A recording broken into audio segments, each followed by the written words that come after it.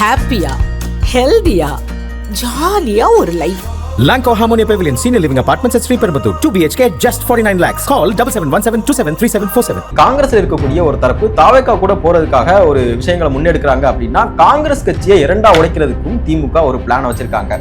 ஏன்னா கடந்த கால திமுகவுடைய வரலாறு அப்படி முஸ்லீம் லீக்ல தொடங்கி மதிமுக சமீபத்தில் நடந்த அந்த மல்லை சத்யா ஃபேக்ஷன் இந்த மாதிரி நிறைய விஷயங்களை சொல்லலாம். விசிகால ஒரு பிளவை ஏற்படுத்துறதுக்குமே ஒரு முற்பட்டாங்க திமுக. கிட்டத்தட்ட 20 ஆண்டுகள் காங்கிரஸ் அமைச்சரவையில பயணிச்ச ஒரு நபர் ப. சிதம்பரம் அவர்கள். அவரை வச்சு தான் இந்த பிளான் பி அப்படிங்கிற ஒரு விஷயத்தை திமுக முன்னெடுக்க போறதாகவும் ஒரு பேச்சுகள் போயிட்டு இருக்கு. காங்கிரஸ் இல்லாத கூட்டணியா கூட இருக்கலாம் அப்படிங்கிற ஒரு புள்ளியை நோக்கி திமுக தரப்பு நடந்திருக்கதா பார்க்க முடியுது. பேசு தமிழா பேசு நேயர்களுக்கு வணக்கம். 2026 அப்படிங்கிறது தமிழக அரசியல்ல ரொம்ப முக்கியமான ஆண்டா நிறைய அரசியல்வாதிகளால் பார்க்கப்படுது. ஏன்னா தமிழக சட்டமன்ற தேர்தல் இந்த 2026 இன்னும் ஒரு 3-4 மாதங்கள்ல வரவிருக்கு. அரசியல் கட்சிகள் அதனுடைய கூட்டணி கணக்குகளை தொடங்கிட்டாங்க. ஸோ ஏற்கனவே நிறைய கட்சிகள் கிட்டத்தட்ட தேர்தலுக்கே ஆயத்தமாயிட்டாங்க. நிறைய தொகுதி பேரங்கள் அப்படிங்கிற விஷயங்கள்லாம் பேசப்பட்டிருக்கு. சீட்டு கணக்குகள் அந்த கூட்டணி முடிவுகளை இன்னும் ஒரு 2 மாதங்களில் அறிவிக்க போகிறாங்க. ஸோ இதை பற்றியான முழுமையான ஒரு விஷயங்களை தான் இந்த காணொலியில் பார்க்க போகிறோம். வரவிருக்கக்கூடிய இந்த 2026 சட்டமன்ற தேர்தல் அப்படிங்கிறது தமிழ்நாட்டுக்கு ரொம்ப ஒரு புதுவிதமான ஒரு அனுபவத்தை கொடுக்க போகுது அப்படின்னே சொல்லலாம். ஏன்னா கிட்டத்தட்ட ஒரு இன்றைக்கு தேதிகளில் பார்த்தோம் அப்படின்னா ஒரு 4 முனை போட்டியாக தான் இன்னைக்கு வரைக்குமே போயிட்டுருக்கு.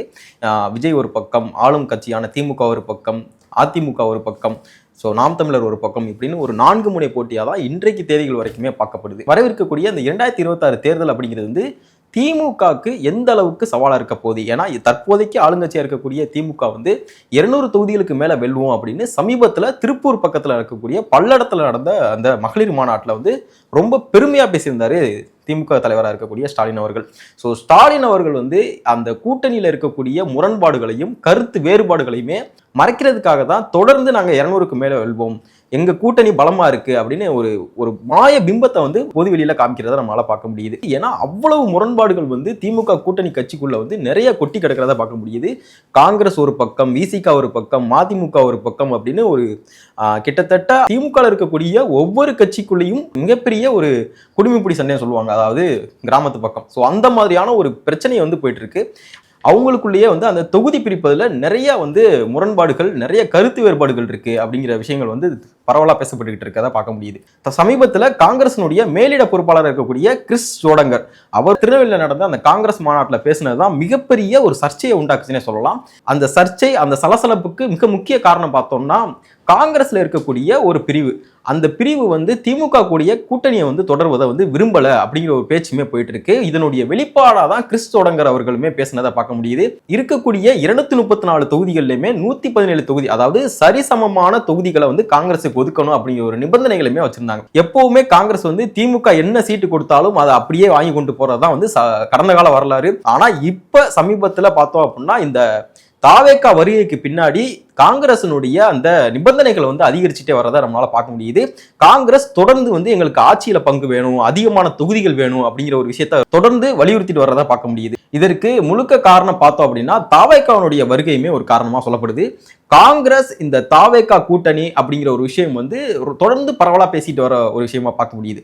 ஏன்னா சமீபத்தில் கூட அவங்களுடைய மிக முக்கிய பொறுப்பாளராக இருக்கக்கூடிய கே.சி. வேணுகோபால் அவர்கள் தமிழகம் வந்திருந்தாரு. அவர் வந்திருந்த பொழுது கூட காங்கிரசினுடைய நிறைய பொறுப்பாளர்களை சந்திக்க மறுத்துட்டாரு. அவருடைய வருகையின் போது தாவேகாவை சார்ந்த நிறைய பொறுப்பாளர்கள், உயர்மட்ட பொறுப்பாளர்கள் கே.சி. வேணுகோபால் அவர்களை சந்திச்சிருக்கதாகவும் ஒரு பேச்சு போயிட்டு இருக்கு. இது என்னப்பா பிரச்சனை இருக்கு அப்படின்னு கேட்டோம்னா இதுலதான் மிகப்பெரிய ஒரு பிரச்சனையை திமுகவுக்கு காத்துக்கிட்டு இருக்கு. கிட்டத்தட்ட ஒரு தலைவலி காத்துக்கிட்டு இருக்குன்னே சொல்லலாம்.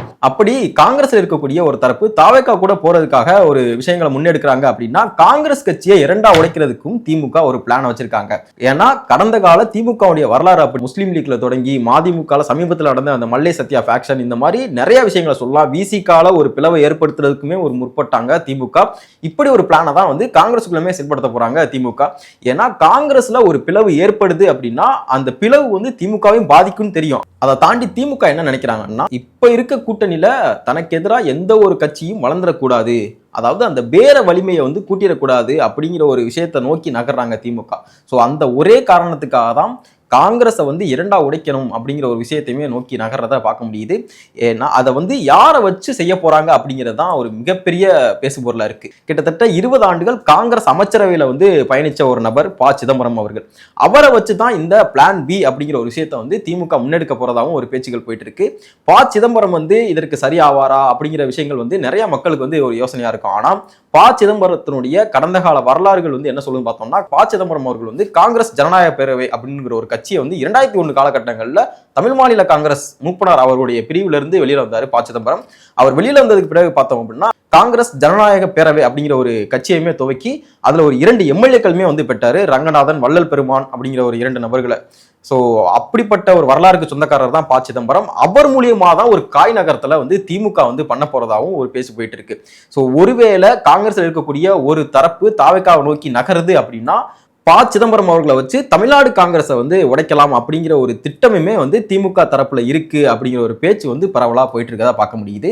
இதை தாண்டி திமுக கூட்டணி கட்சிகளா இருக்கக்கூடிய விசிகாவும் மதிமுகவுமே வந்து திமுகவுக்கு ஒரு அழுத்தத்தை கொடுக்குறாங்க அப்படிங்கிற ஒரு பேச்சுமே போயிட்டு இருக்கு.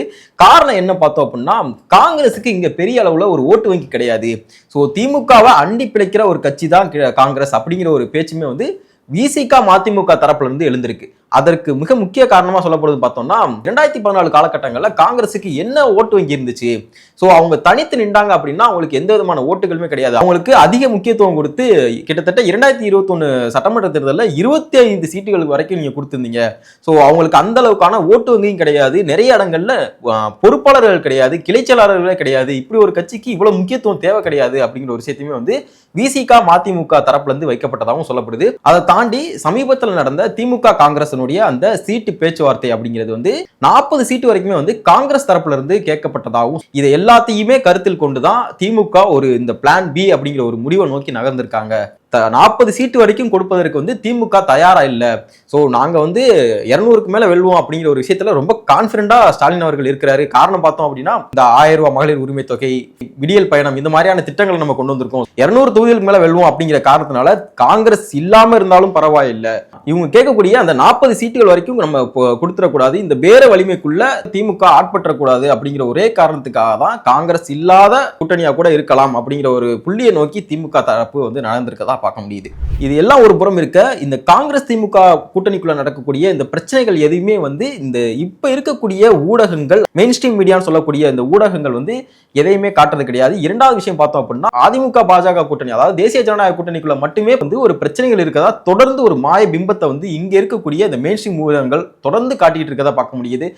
ஒரு பக்கம் பாமகவுடைய பிளவு, ஒரு பக்கம் தேமுதிக வரல, இப்படி தேசிய ஜனநாயக கூட்டணி ஒரு முழுமையான வடிவம் பெறல, இப்படியான தொடர்ந்து விவாதங்கள் நடத்துறதை பார்க்க முடியுது. ஆனா திமுக கூட்டணிக்குள்ள நடக்கிற எந்த ஒரு விஷயங்களையுமே வந்து இங்க இருக்கக்கூடிய இந்த மெயின் ஸ்ட்ரீம் ஊடகங்கள் எதையுமே வந்து காட்டுறது கிடையாது. ஸோ இப்ப இந்த வரக்கூடிய 2026 தேர்தல் அப்படிங்கிறது ஆளுங்கட்சிக்கு மிகப்பெரிய சவாலா இருக்கக்கூடிய ஒரு விஷயமா தான் பார்க்கப்படுது.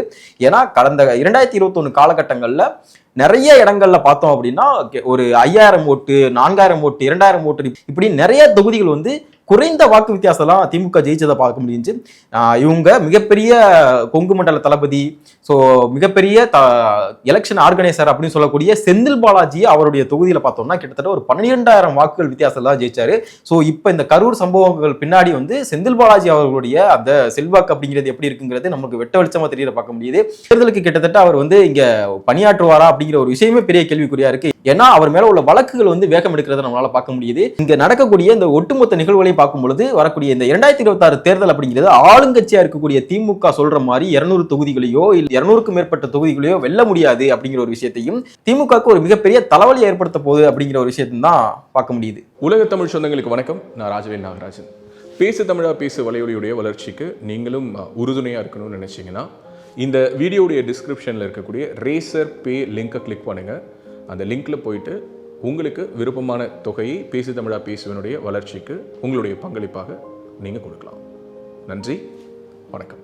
பேசு தமிழா பேசு சேனலுக்கு ஆதரவு தந்து கொண்டிருக்கக்கூடிய பார்வையாளர்களுக்கு வணக்கம். அரசியல் ஆன்மீகம்னு மட்டும் இல்லாம இப்போ ஹெல்த்லயும் நம்ம வந்தாச்சு. ஹெல்த் சம்பந்தமான பிரச்சனைகளுக்கும் ஹெல்த் டிப்ஸுக்கும் ஹெல்த் கேருக்கும் இல்ல ஹெல்த் பத்தி ஏதாவது தெரிஞ்சுக்கணும் அப்படின்னு நினைச்சீங்கன்னா ஹெல்த் குரு சேனல் கண்டிப்பா உங்களுக்கு யூஸ்ஃபுல்லா இருக்கும். பேசு தமிழா பேசு சேனலுக்கு கொடுக்கக்கூடிய இதே சப்போர்ட்டை ஹெல்த் குரு யூடியூப் சேனலுக்கும் கொடுத்து அந்த சேனலை சப்ஸ்கிரைப் பண்ணி உங்க நண்பர்களுக்கு ஷேர் பண்ணும்படி கேட்டுக்கிறோம். நம்ம ஹெல்த் குரு சேனலோட லிங்கை டிஸ்கிரிப்ஷன்ல தரோம், மறக்காம செக் பண்ணி பாருங்க.